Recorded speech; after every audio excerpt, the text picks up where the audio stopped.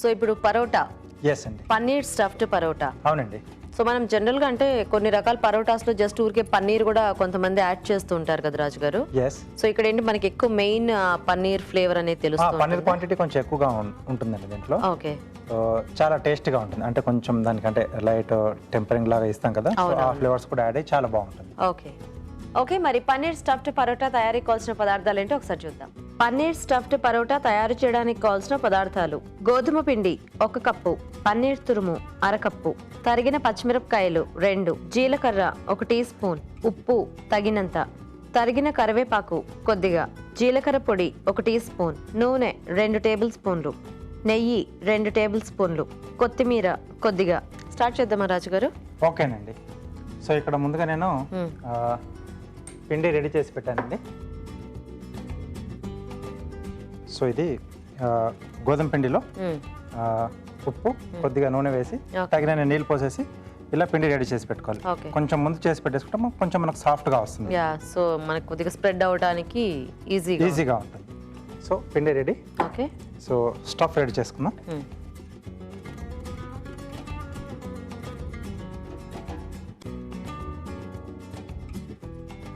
So కొద్దిగా నూనె వేసుకొని ఓకే,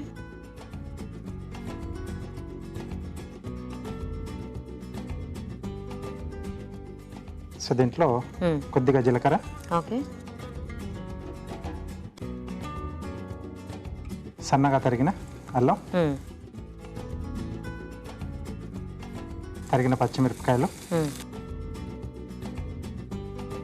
సన్నగా తరిగిన కరివేపాకు. ఓకే, సో మన పన్నీర్కి పెద్దగా అంటే మనకు టేస్ట్ అంటూ ఉండదు కాబట్టి సో ఇది కొంచెం వేసుకుంటున్నాం. మనం ఇవన్నీ యాడ్ చేస్తే దానికి ఒక టేస్ట్ వస్తుంది. ఓకే ఓకే సో యాక్చువల్గా మనం ఇలా అల్లం పచ్చిమిర్చి పేస్ట్లా చేసుకుని డైరెక్ట్ ఇవన్నీ కూడా పన్నీర్ అంటే అసలు కుకింగ్తో పని లేదు అనుకుంటే అలా కలిపేసి కూడా మనము స్టఫ్ చేసేసుకోవచ్చు కదా రాజు గారు.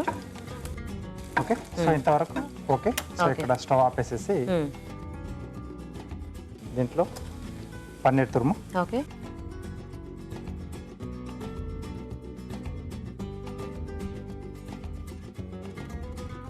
సరిపడా ఉప్పు,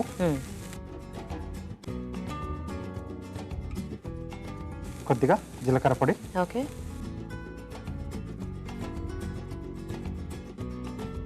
కొత్తిమీర అండి. సో బాగా కలిపేసుకోండి. ఓకే, సో కొంచెం వేడి అయిపోయింది అంటే పెనం వేడి కూడా దీనికి అప్లై అవుతుంది కదా. సో ఇది కొంచెం చల్లారిన తర్వాత మనం ప్రాసెస్ చేసుకోవచ్చా? ఎస్ అండి. సో అయితే మేము చిట్కా చూసేస్తాం రాజు గారు. ఓకేనండి. ఓకే అండి, ఇప్పుడు మనం ఒక చిట్కా చూద్దాం. మీకోసం మరో మంచి చిట్కా. మనకి అలసటగా ఉండి తల తిరుగుతూ ఉన్నట్లు అనిపించినట్లయితే వెంటనే నిమ్మరసం తాగాలి. ఇలా చేసినట్లయితే మంచి రిలీఫ్ ఇస్తుంది.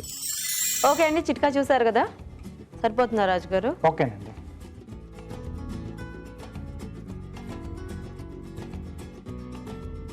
సో కొద్దిగా పొడిపిండి వేసుకుని సో మనం ముందుగా రెడీ చేసి పెట్టుకున్న పిండిలోంచి కొంచెం తీసుకుని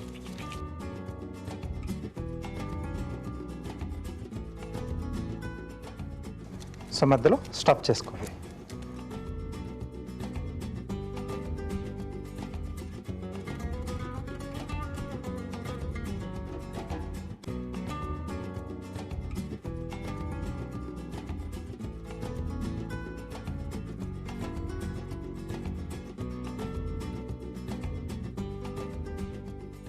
సో అంచులు మూసేసుకోవాలండి.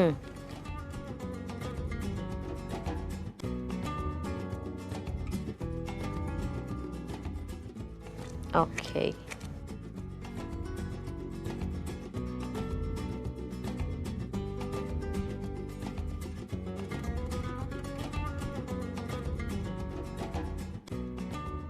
ఓకే, ఒకసారి చేత్తో కొంచెం నొక్కేసుకుంటే ఈవెన్గా స్ప్రెడ్ అవుతుంది లోపల.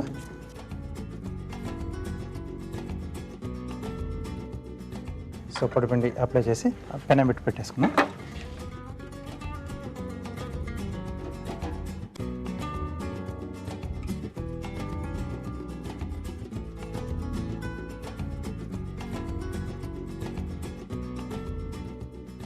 Okay,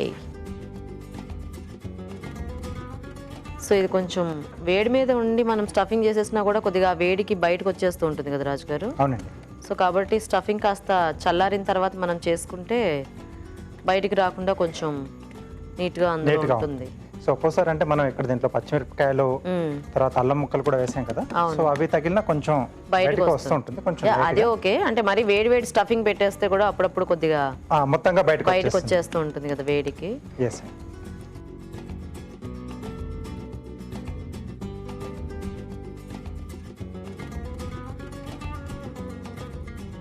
okay okay.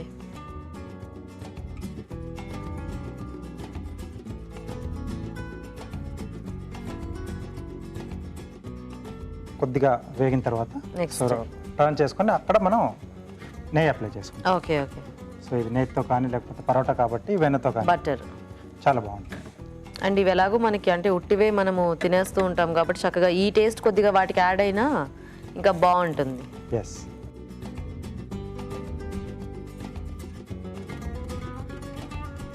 So paneer అంతా కూడా చక్కగా ఈవెన్గా స్ప్రెడ్ అయినట్టుంది, అంటే మనకు కనిపిస్తుంది కదా పైనుంచి. కొంతమంది బయటకు వచ్చేస్తుంది ఏమన్నా చాలా తక్కువ స్టఫింగ్ పెట్టి పిండి ఎక్కువ జుట్టేస్తూ ఉంటారు, పిండి పిండిగా ఉంటుంది. అప్పుడు పిండి తప్పితే మన టెక్నిక్ అంటే మనం స్టఫ్ చేసిన తర్వాత ఇందాక నేను ఇలా ఈవెన్గా స్ప్రెడ్ చేసుకున్నాను కదా చేతితో పట్టుకొని, సో అలా చేసుకుంటే ఏంటంటే ఈవెన్గా ఇది అవుతుంది.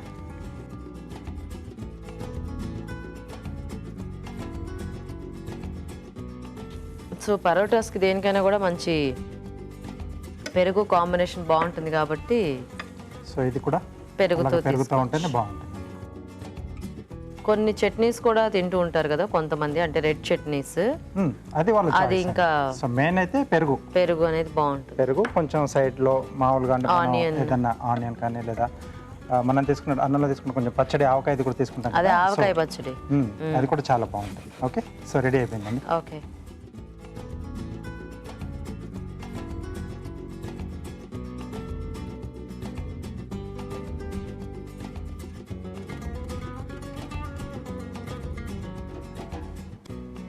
Okay, parotta ready. ఈ సైజ్ లో చేసుకుంటే మనకి ఒకటి చాలా హెవీగా అయిపోతుంది ఒకటి.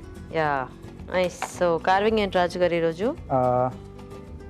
ప్లేట్ గార్నిష్ చేస్తున్నానండి. ఓకే. సో స్ప్రింగ్ ఆనియన్ తో పామ్ ట్రీ షేప్ లో చేస్తున్నాం. ఓకే. సో చాలా ఈజీగా చేసుకోవచ్చు, బట్ కొంచెం కేర్ఫుల్ గా చేయాల్సి ఉంటుంది. లిప్స్ కట్ చేసుకుంటున్నాను. ఓకే. కొద్దిగా బల్బ్ అవసరం లేదు మనకు. ఓకే అండి, ఒకవైపు నుంచి ఇలా స్లిట్ ఇవ్వాలి. సో ఇలా ఓపెన్ అవుతుంది మన వన్ సైడ్. ఓకే. సో కొంచెం దీంట్లో పెద్ద సైజుగా ఏవేవి ఉన్నాయో అన్నిటి కూడా అలా స్లిట్ ఇచ్చేసుకోవాలి.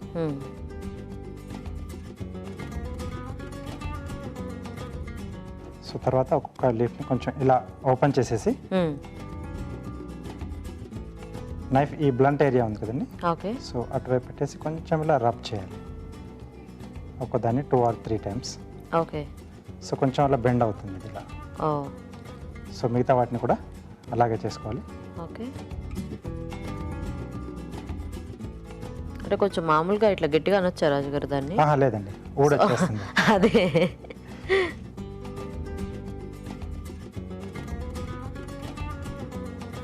సో ఇలా లైట్గా రబ్ చేసి మనం వదిలేసి కాసేపు వాటర్లో వదిలేస్తే అది బాగా బెండ్ అవుతుందండి.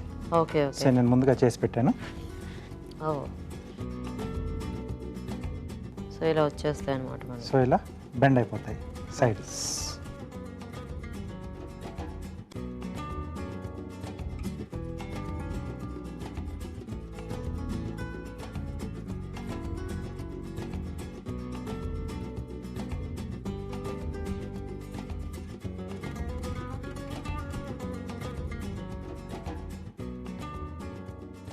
Okay. Okay, parotta ready. Okay అండి, మరి పన్నీర్ స్టఫ్డ్ పరోటా రెడీ అయిపోయింది. టేస్ట్ చూసే ముందు తయారీ విధానం ఇంకోసారి చూద్దాం.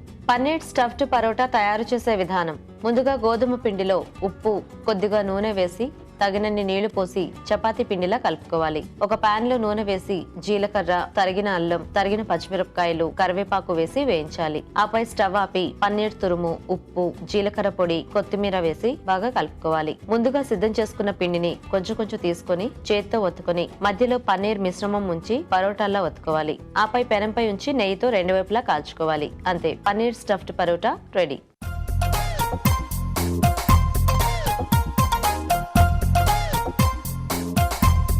Drop.